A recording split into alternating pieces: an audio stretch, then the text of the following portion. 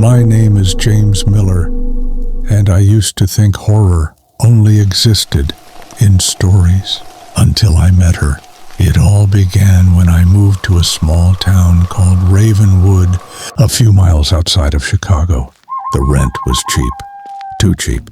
I had just started a new job and needed a place to stay for a few weeks until I found something better. On the edge of town stood a 2-story house. It was old, but had charm, like something out of a vintage film. The landlady, an old woman named Mrs. Coleman, showed me a bedroom on the second floor. "This one's been empty for a long time," she said with a polite smile. I asked why. She only shrugged. People don't like being alone in this part of town. But I was young, confident, and thought, I can handle anything. So I moved in that very night. At first, everything seemed fine. I unpacked, set up my laptop, and called my girlfriend, Sophia, on FaceTime. She was back in New York, beautiful, funny, and the only person who could calm me down. "Don't work too much," she said, with a little smile. "And please, don't forget to sleep." I didn't know that by tomorrow I wouldn't be able to sleep at all. The first night, I woke up around 2:30 a.m. The sound of humming, a woman's voice. It came from the hallway outside my room, a soft melody, like someone was humming to calm a child. I opened the door, but the hallway was empty. Still, the sound continued, yet now it was coming from inside my room. I turned to see nothing. The music stopped. I told myself I was tired, but when I looked down, a single red rose sat on my desk. I didn't own a rose.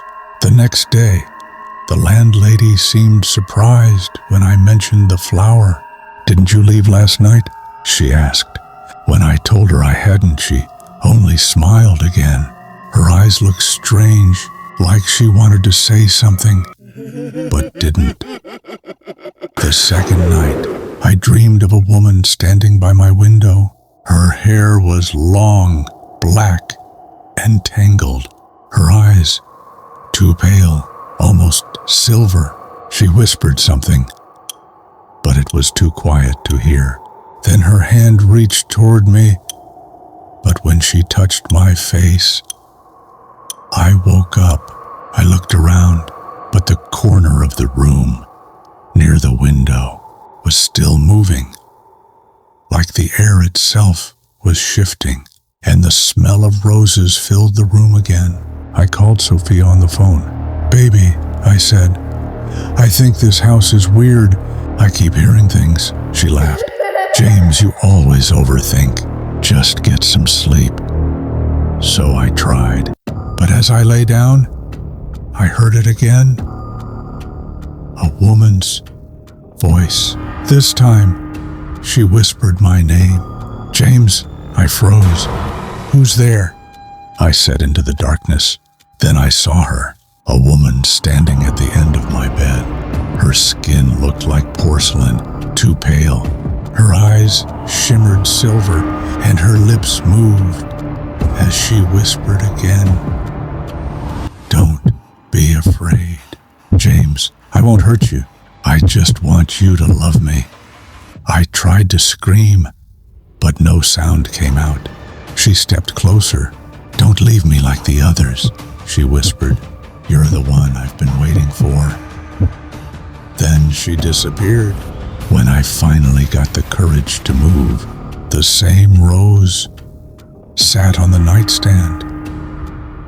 But now, its petals were black.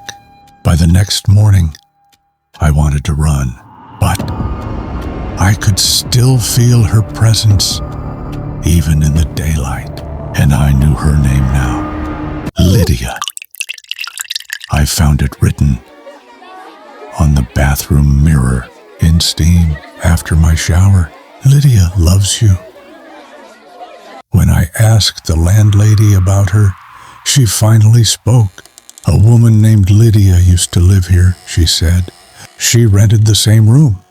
She was young, beautiful, and one night she died, heartbroken.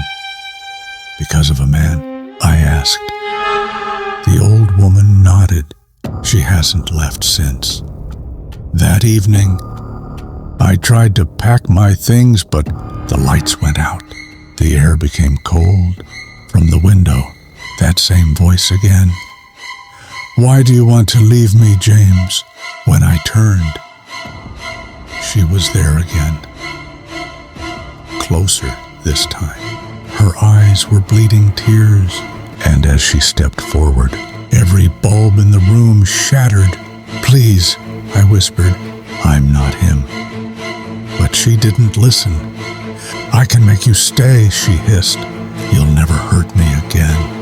Then her hand touched my chest. It felt like my heart was freezing, like she was pulling the life out of me. I remembered what the old woman had said. She died because of love. So I said the only thing I could. Lydia, I love you too, but you need to let me go. For a moment, she froze. Her expression softened. The room filled with the scent of roses.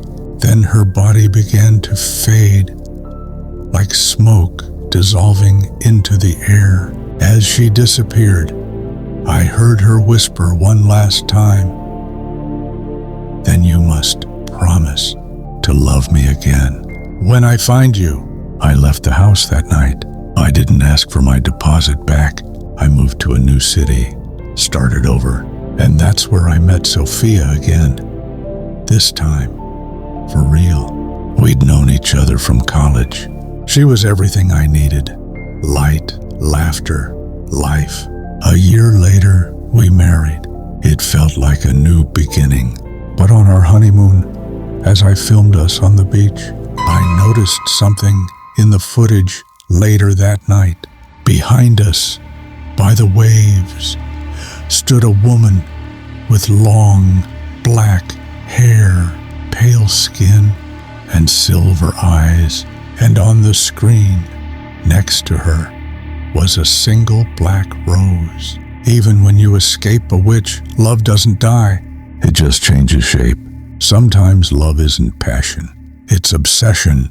And sometimes the only way to escape the witch is to die.